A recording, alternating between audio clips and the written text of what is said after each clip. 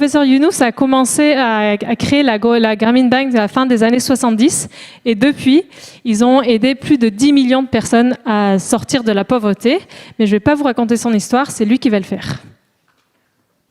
Hi, Professor Bonjour, Younous. Professeur Younous. Hello. Yes. Comment allez-vous? Yes, very good, thank you. And Oui, you? très bien, merci et vous? Thank you very Oui, much. merci, I'm merci delighted to beaucoup. be Je with suis you, très heureux with your d'être avec colleagues, vous with et the avec vos audience. collègues et votre public. I'm right now in Je Lille, suis in à France, Lille, en with, France, the headquarters of avec Decathlon. I don't know if you Decathlon. can Je ne see sais pas everyone. si vous voyez tout le monde. No, I can't Le siège. see Non, the, je in ne the vois pas. screen. Yeah. Okay. Je ne vois pas l'écran. Well, there are a lot of Bon, il y people a beaucoup de monde with me and avec also moi et online aussi en to ligne listen to your pour vous stories. écouter votre histoire. Okay. Ok. So, I have one Donc question j'ai for une you. question pour vous. Can you Go tell us Est-ce que vous pourriez how nous did you dire start comment the est-ce que vous avez microcredit? commencé What's the donc story? le What microcrédit? have C'est you quoi been l'histoire? achieving with this? Qu'est-ce que vous avez réussi à faire avec cela? How did you start Grameen Bank? Comment ça a commencé Can't la understand. Grameen Bank, c'est ça? Exactly. Oui, tout à fait. Okay. Oui. Well, Bon, en this fait, was early, the c'était middle of 70s, donc dans les années 70, 76, en 70, in 72, au Bangladesh. and what I was trying to do Et is ce to que help j'essayais de people faire, c'est d'aider les gens protect themselves from the loan sharks. qui étaient dans des conditions de pauvreté très extrêmes. So I thought I should lend the money to Donc, people je leur ai so that prêté they de can l'argent afford loan sharks. pour qu'ils puissent s'en sortir. So I started lending money Donc, to j'ai loan commencé à sharks, prêter de l'argent à ces gens pauvres.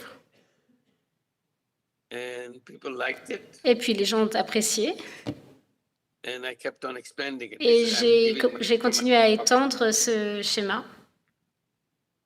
And gradually, Et puis, it petit à has petit, gone for many people in the village, ça a atteint beaucoup plus de personnes dans le village. and I challenged the banking system. I said, you can do it Et too. donc, j'ai dit aux banques, vous pouvez le faire également. And bank said it cannot be done. Et because donc, people les are not banques paying for it. ont dit qu'ils ne pouvaient pas le faire. So I challenged them that it can Donc, be je done, leur ai dit que ça pouvait se faire. and I created a bank called Et j'ai Grameen Bank, créé une banque qui s'appelle donc la Grameen Bank. and continued to expand our work. Et j'ai continué d'étendre nos travaux à de plus en plus de personnes. And we focused on Et women, on s'est concentré sur les femmes en particulier. very tiny loans to start Donc, des some tout petits little prêts business, pour démarrer des petites entreprises, des petits business. like raising chicken, raising Donc, pour élever des volailles, par exemple, raising vegetables, ou même faire pousser des légumes. and expanded all over the country. Et donc, je l'ai étendu à l'ensemble du pays. It became known as microcredit, Et c'est ce qu'on a appelé le microcrédit. and it was so appealing that someone came from Et France c'était to tellement take it, they attractif could do it que in France. quelqu'un est venu de France, en fait, pour voir si on pouvait faire ça en France. And she started it in France. Elle l'a commencé en and France. became a program in France. Et donc, il y a eu le lancement de ce programme. Donc, en fait, ça existe aussi dans beaucoup de pays d'Europe et dans beaucoup d'autres pays aussi. Donc, on a démontré que le système bancaire était accessible pour les personnes pauvres également. C'est comme ça qu'on a fait. Thank you very, Ok, merci beaucoup. thank you very much, Professor Merci Younous, beaucoup, for professeur Younous, this, pour story cette about histoire microcredit. sur le So for microcrédit. everyone, Donc, pour just tout to le monde, remind you, juste pour vous souvenir. Oh.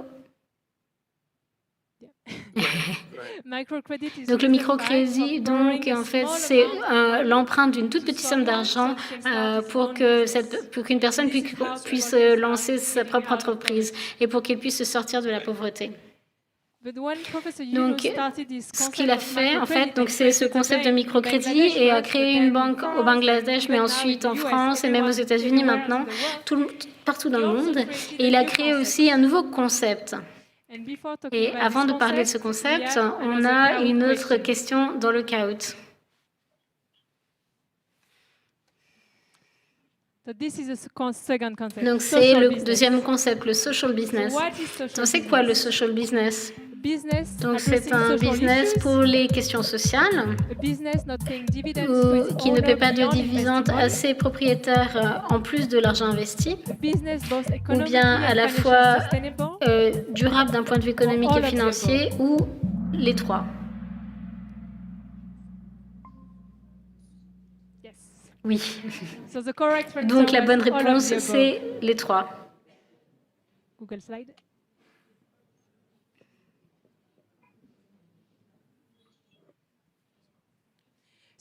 Donc, le social business, il s'agit vraiment d'un nouveau type de business et il s'agit d'un business qu'on peut mettre en œuvre partout dans le monde. Il suffit d'avoir un problème et vous pouvez créer un social business. Ici, il y a deux exemples, deux illustrations de business qui ont été créés par le professeur Younous. Donc l'un, c'est le Grameen Caledonian College de Nursing pour que les femmes au Bangladesh puissent devenir infirmières. Et la deuxième, c'est Danone Food, donc une collaboration entre Grameen et l'entreprise française Danone pour fournir des yaourts à un prix bas pour les communautés pauvres au Bangladesh. On revient vers vous, professeur Younous. Vous êtes toujours là? Oui. Ok, super. Donc, maintenant, est-ce que vous pouvez nous expliquer c'est quoi le social business? Bon, en fait, on essaye de résoudre les problèmes des gens de notre propre façon. Donc sous un format de business. Donc, par exemple, on a commencé avec le problème de la santé. Donc, on a créé des centres de santé et on a mis en place un système d'assurance santé pour que les gens puissent avoir accès aux services de santé. Donc, on a créé des business qui couvrent les coûts,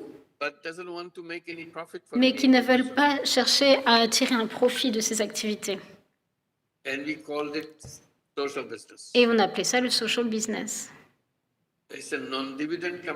Donc, ce sont des entreprises qui résolvent les problèmes humains et qui n'en retirent pas de dividendes.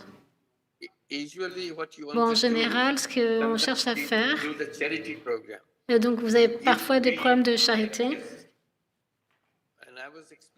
Et comme j'essaie de l'expliquer, en fait, vous pouvez donner des choses gratuitement, mais ça a ses limites et les gens sont toujours dépendants. Donc, si ça devient une proposition de business, alors vous avez un effet beaucoup plus impactant. Il n'y a pas besoin d'attendre d'avoir des dons, de recevoir des dons. Ça peut croître et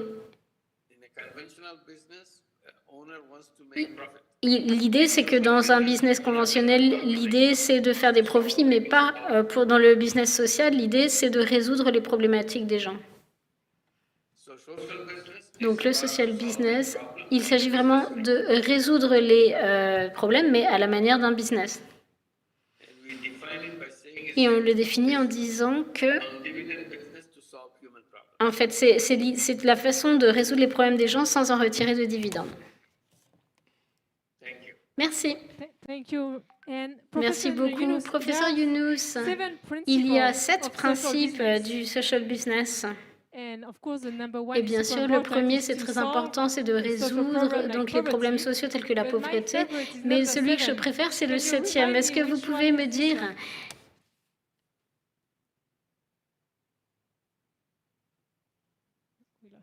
Ah, on l'a perdu. Vous êtes toujours avec nous, professeur Younous? Non. OK. Oui, je disais. Oui, la qualité de son est vraiment très mauvaise. Je vous entends pas très bien et probablement que vous ne m'entendez pas très bien non plus. On vous entend. Je vous demandais, donc je disais qu'il y a 7 principes dans le social business. Le premier, donc, c'est le fait de résoudre les problèmes humains sociaux. Mais celui que je préfère, c'est le numéro 7. Et je voulais savoir si vous pourriez partager ce principe avec tout le monde ici. Donc faites-le avec de la joie. Il faut être très heureux de le faire. C'est pas quelque chose que vous êtes forcé à faire. Vous le faites et vous êtes heureux. Je répète de dire que faire de l'argent, ça peut rendre heureux, mais le fait d'aider les gens, ça vous rend super heureux. Thank you so much. Merci beaucoup. So we have one last question. Donc il nous reste une dernière question. Kaout again. On retourne sur Kahoot.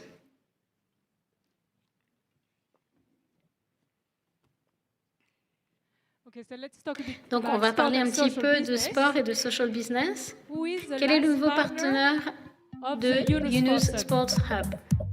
Global Esports Federation, Global Esports Federation, International Olympic Federation of Muay Thai, International Olympic Committee of Paris ou 2024. Paris 2024.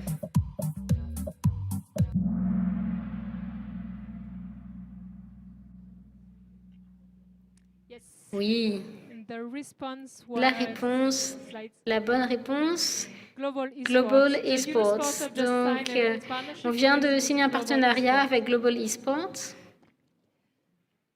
Professor Yunus. Professeur Yunus, oui. Okay. Et So you donc, told us about vous nous avez parlé des microcrédits, microcrédits, du social business, comment on peut l'utiliser pour résoudre les problèmes. Mais pourquoi le sport et le social business alors? Le social business, en fait, bon, vous résolvez les problèmes et vous voyez ce qui attire l'attention et vous mettez en place un business pour le résoudre. Vous allez résoudre un problème du chômage, par exemple. Et vous réfléchissez aux différentes options pour résoudre les problèmes de chômage. Donc là, vous créez un business, un social business. Donc vous commencez donc d'une manière comme vous le feriez avec un autre business. Donc vous créez un fonds, par exemple, et vous demandez aux jeunes de partager leurs idées, et donc vous mettez en place ce business. Donc vous avez les idées, vous investissez dans ces idées, et quand elles réussissent, ils vous rendent l'argent. Donc vous donnez ensuite de l'argent à d'autres personnes, etc., etc. Donc ça, c'est le principe du social business. But then Et alors, social pourquoi business and le sport? sport alors? What can sport bring Qu'est-ce que into le this sport world? peut apporter à ce monde?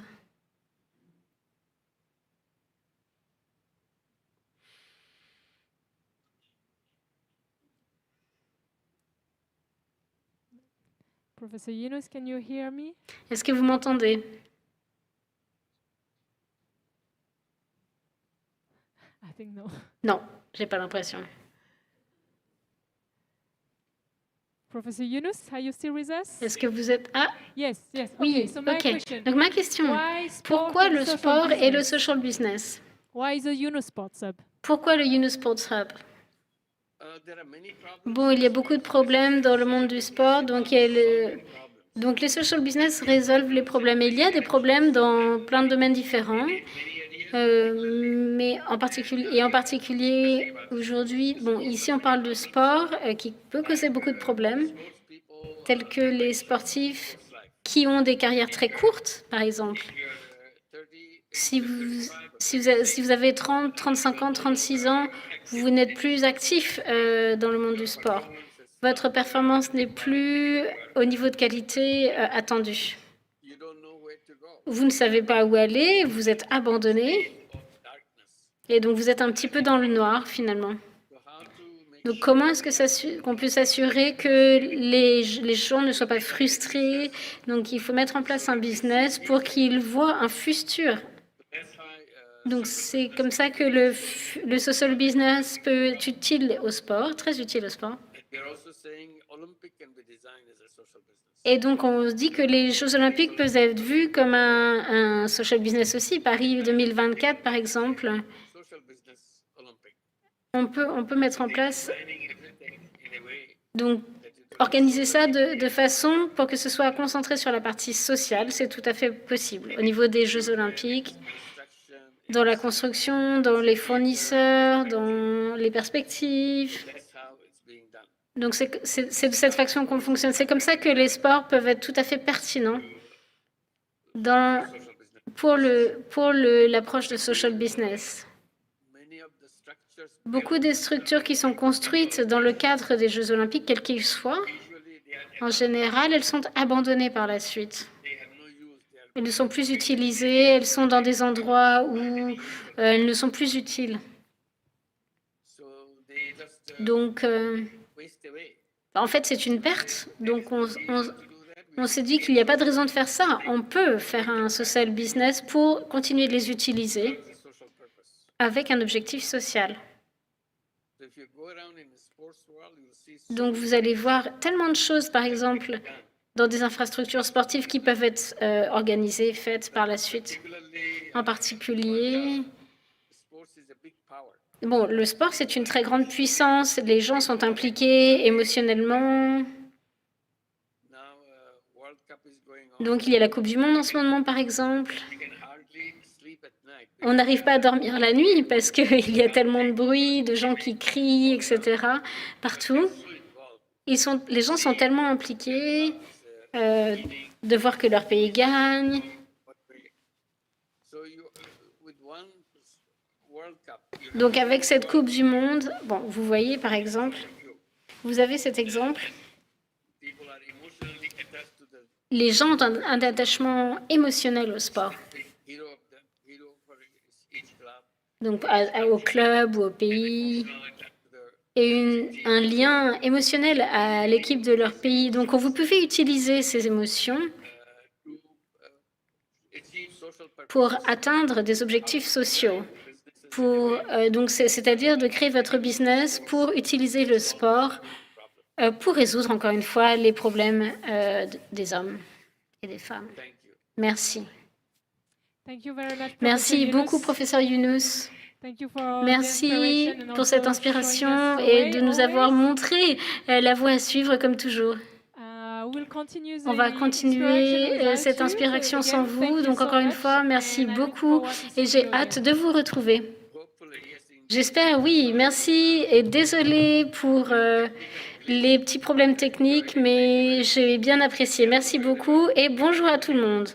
thank you. Thank you. Merci.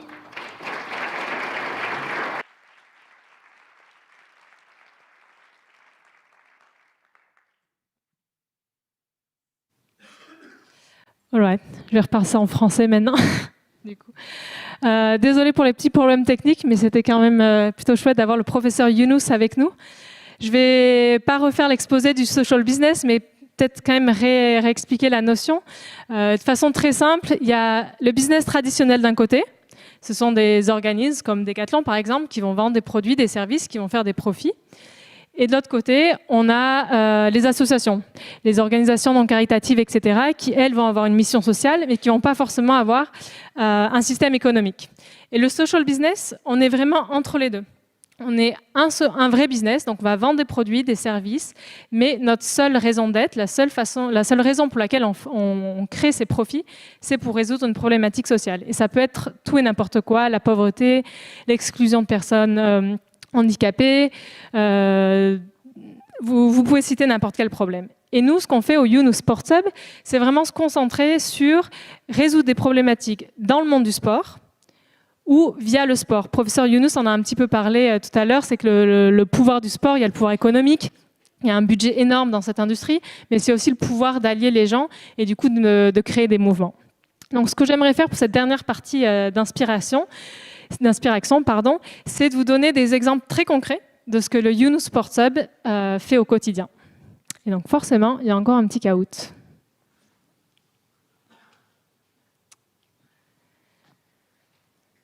Alors, combien d'athlètes d'élite professionnelle en France vivent sous le seuil de pauvreté? Moins de 10%, plus de 25%, moins de 50% ou 75%.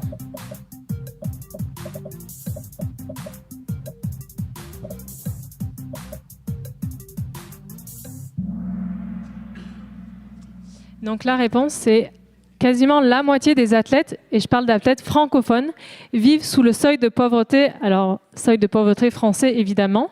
Quand j'ai découvert ce chiffre, j'avoue, j'ai été un peu surprise. J'avais appris ça c'était les athlètes qui étaient partis aux Jeux de Rio. Donc, c'est le cas en France, mais c'est le cas un peu partout dans le monde. Là, c'est l'exemple de Sita Shaw, qui est une athlète indienne qui a reçu plusieurs médailles, mais qui survit difficilement dans sa famille. Et donc les athlètes, on pense certaines fois à Messi ou aux grandes superstars, mais il faut se dire que la plupart des athlètes en fait sont en difficulté parce que quand on est athlète, si on veut être le meilleur, on va passer son temps à s'entraîner. Et ça veut dire qu'on ne peut pas forcément avoir un travail, on ne peut pas forcément avoir une expérience professionnelle, on ne peut pas forcément faire des études. Et donc que ce soit pendant sa carrière sportive, quand on a terminé la carrière sportive ou pendant la transition de carrière, eh ben, ça peut être compliqué d'avoir assez de revenus pour vivre tout simplement. Et donc c'est un des problèmes auxquels on s'attaque et une des solutions qu'on propose, c'est aux athlètes de devenir entrepreneurs. On a lancé ce programme avec plusieurs athlètes un peu partout dans le monde et l'idée c'est de leur dire si vous avez un projet, nous on va vous aider à le mener. Et en tant qu'entrepreneur, vous n'avez pas besoin d'un diplôme. Vous n'avez pas besoin d'aller au bureau de 9h à 18h. Vous pouvez organiser votre temps de travail pour pouvoir mener à bien ce projet. Et les athlètes, on s'est rendu compte qu'ils ont vraiment un profil pour être entrepreneurs parce que c'est des gens qui savent se fixer des objectifs, qui savent s'entraîner dur, qui savent mettre les efforts nécessaires pour atteindre ces objectifs. Ils savent aussi créer une équipe, s'entourer pour atteindre ces objectifs. Et si ils ont des problèmes, s'ils n'y arrivent pas la première fois, ils vont continuer jusqu'à réussir. Donc ça, c'est vraiment des programmes phares du Yunus Sports Hub. C'est accompagner des athlètes à avoir de nouveaux revenus en devenant entrepreneurs. Et bien sûr, on fait aussi du social business. Donc tant qu'on peut, on essaie d'injecter une petite dose de social business dedans et les encourager à créer eux-mêmes des social business. Et peut-être que vous avez entendu parler de l'incubateur de Paris 2024, où il y a plusieurs athlètes qui créent des projets sociaux en France et en Afrique. Et donc, ce sont des athlètes que nous accompagnons. Pardon. Et donc, j'ai un petit challenge pour Decathlon. Il n'y a pas besoin d'y répondre aujourd'hui, mais c'est juste que voilà, vous puissiez y penser. Et puis peut-être plus tard, vous reviendrez vers nous, vous reviendrez vers d'autres organisations, d'autres partenaires ou vers votre direction. Et c'est comment est-ce que vous, chez Decathlon, vous pourriez soutenir les athlètes de façon durable. À méditer. Caout. Ok. Combien de personnes dans le monde sont à risque car ils ne pratiquent pas assez de sport? 25%, 30%, 50%, 75%.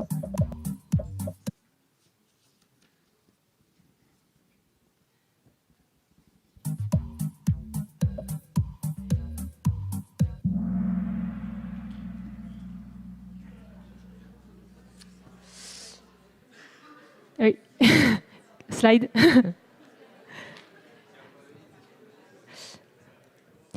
Oui, donc en fait, il y a environ, on va dire un peu plus d'un quart de la population. Ce sont les chiffres de WHO, donc l'Organisation mondiale de la santé, qui estime qu'il y a plus de quasiment 30% de personnes qui sont à risque car elles ne font pas de sport. Il y a plein de raisons pour lesquelles les personnes ne font pas de sport. Nous, au Yunus Sports Hub, on se concentre sur une raison, c'est le manque d'infrastructures. Donc là, vous pouvez voir des athlètes qui s'entraînent comme ils peuvent avec les moyens du bord. La semaine dernière, j'étais en Thaïlande et je suis allée dans un des bidonvilles. Et là, c'est pareil, il n'y a absolument rien, aucune infrastructure sportive. Il y avait une sorte d'autoroute. Je ne sais pas si vous connaissez la ville de Bangkok, mais il y a des autoroutes partout en plein dans la ville. Et donc, juste sous une de ces autoroutes, ils avaient mis un ring de Muay Thai pour que les jeunes viennent faire un petit peu de sport. Mais voilà, en France, on a quand même assez de chance. Mais dans beaucoup de parties du monde, il n'y a pas d'infrastructure sportive. Et donc, du coup, tout simplement, les gens ne peuvent pas faire de sport. Et donc, nous, ce qu'on propose, c'est un nouveau type de centre sportif. Ici, vous pouvez voir l'Agora Koumassi, qui est en Côte d'Ivoire. C'est un centre sportif qui est dans des plus grands bidonvilles à Abidjan. Et ce qu'on essaie de créer comme centre, il y a 3 points très importants. Le premier, forcément, c'est un centre sportif. Donc vous pouvez imaginer un petit centre, un grand centre avec un terrain de foot, un terrain de basket, un ring de Muay Thai, une piscine, peu importe. L'idée, c'est de mettre les infrastructures au cœur des communautés qui n'ont pas accès à ces choses-là et de faire venir les gens. Et si possible, faire venir les personnes qui sont les plus marginalisées ou les plus à risque. Les enfants, les adolescents, les femmes, les personnes âgées aussi. Parce que ça, c'est le pouvoir du sport, c'est de pouvoir attirer les gens pour qu'ils puissent bouger, pour qu'ils puissent s'amuser, etc. Et une fois qu'ils sont dans ce centre-là, ce qu'on va créer, c'est un écosystème tout autour de ce centre. C'est un écosystème low cost, dans le sens où on ne va pas avoir besoin de grandes constructions. Ici, vous pouvez le voir, ce sont des containers. C'est des containers qu'on a empilés tout autour du centre.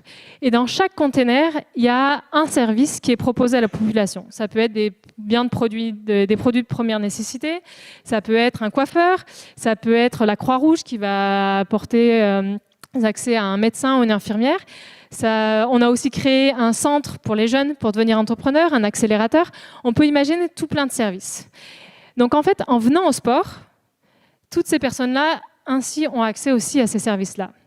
Mais on ne s'arrête pas là, parce que si on s'arrêtait là, eh bien, ça veut dire que chaque année, il faudrait réinvestir. Et c'est le problème aujourd'hui. Chaque année, retrouver les fonds pour investir. Et donc le troisième élément, qui est certainement le plus important, c'est de trouver un business model à ce centre.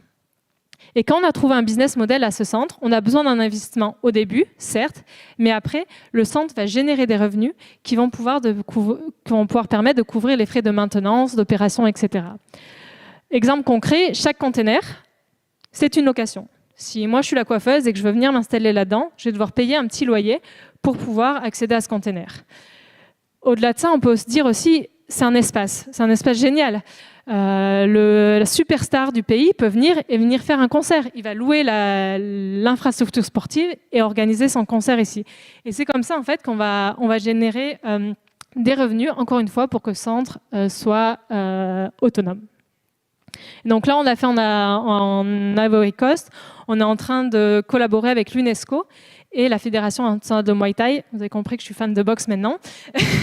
Et donc l'idée, c'est de créer ces centres et vraiment d'aller dans les bidonvilles. Alors celle-ci, elle est vraiment énorme, mais on peut imaginer des centres sportifs qui sont beaucoup plus petits et qu'on pourrait créer dans n'importe quel bidonville ou quartier populaire, que ce soit en Asie, en Afrique, en Europe, peu importe. Et donc, question pour Decathlon, comment est-ce que vous pourriez apporter ou adapter les produits que vous commercialisez aujourd'hui aux communautés qui n'y ont encore pas accès? Deuxième point à méditer. Dernier caout.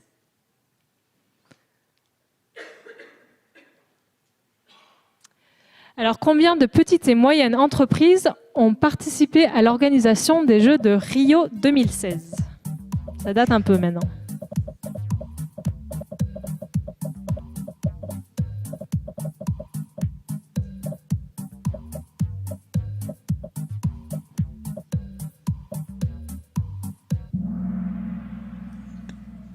« 2500.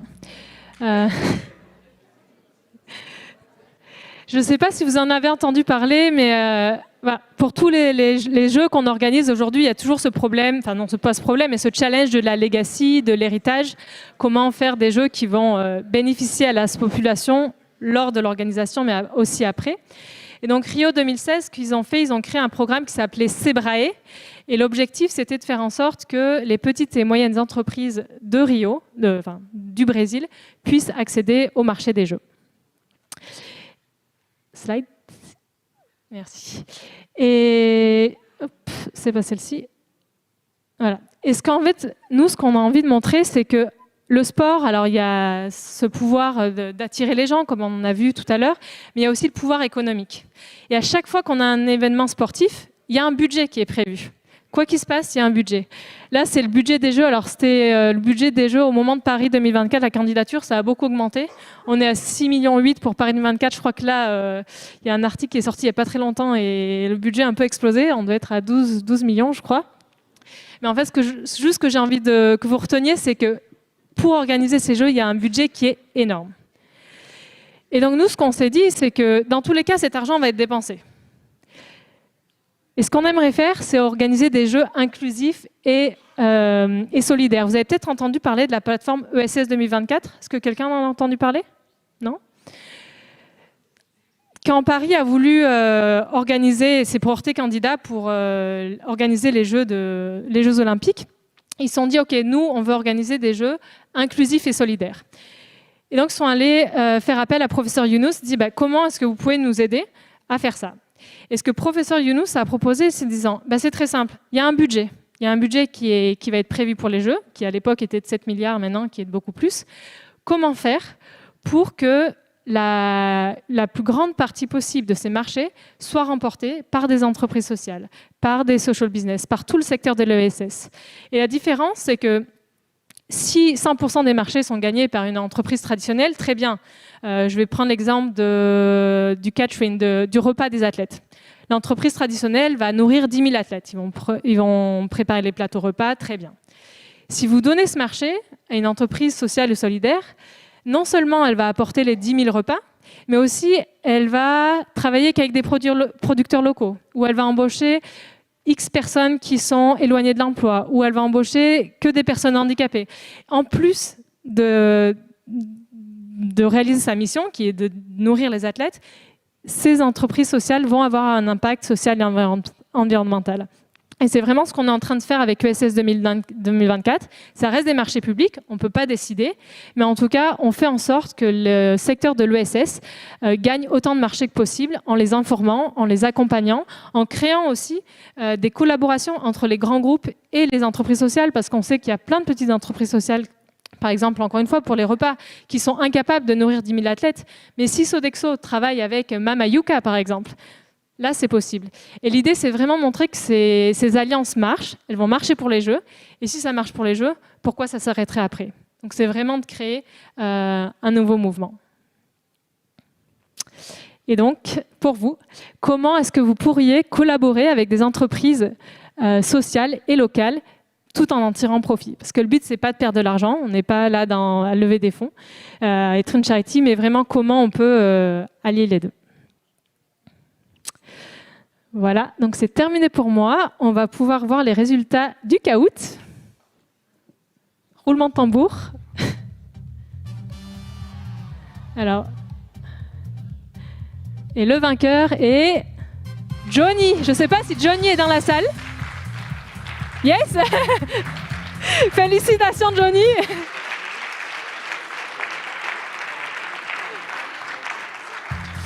Et on peut quand même féliciter Guigui et Valoche aussi. Je ne sais pas si ces personnes sont là. Vous pouvez vous lever aussi.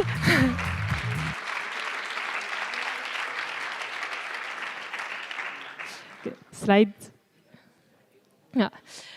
C'est tout pour moi. Merci encore d'être venu. J'espère que l'idée du social business vous intéresse. N'hésitez pas à creuser ou même à revenir vers moi si vous avez des questions ou à nous contacter plus tard. Si vous avez des idées entre Decathlon et Younous Sport Hub, nous, on est toujours là.